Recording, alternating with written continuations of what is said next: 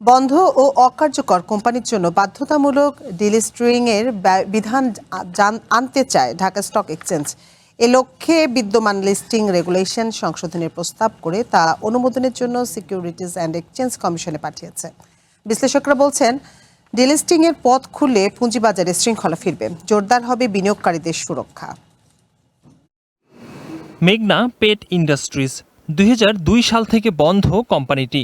কারখানারও হদিস পাওয়া যায়নি, অথচ বিগত 6 মাসে 17 টাকার শেয়ার ওঠে 91 টাকায়। একই চিত্র শ্যামপুর সুগার মিলসের।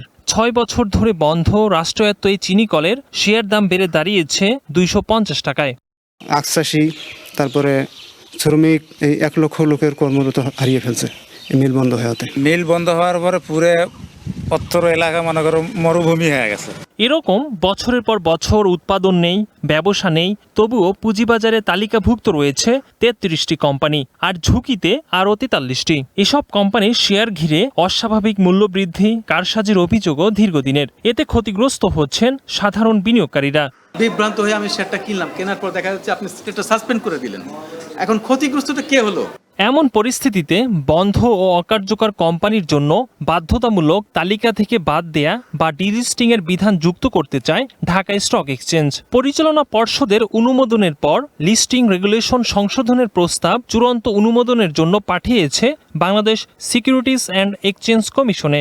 আর্থিক প্রতিবেদন জমা দিচ্ছে না বা কোম্পানিটা বন্ধ রয়েছে, ইনভেস্টিগেশন করে দেখতে চাই যে এখানে প্রকৃত পক্ষে কোনো ম্যানিপুলেশন রয়েছে কিনা। বন্ধ বা অকার্যকর কোম্পানির বিরুদ্ধে বাধ্যতামূলক ডিলিস্টিং এর পথ খুলে গেলে পুঁজিবাজারে শৃঙ্খলা ফিরবে, এমনটাই বলছেন বিশ্লেষকরা।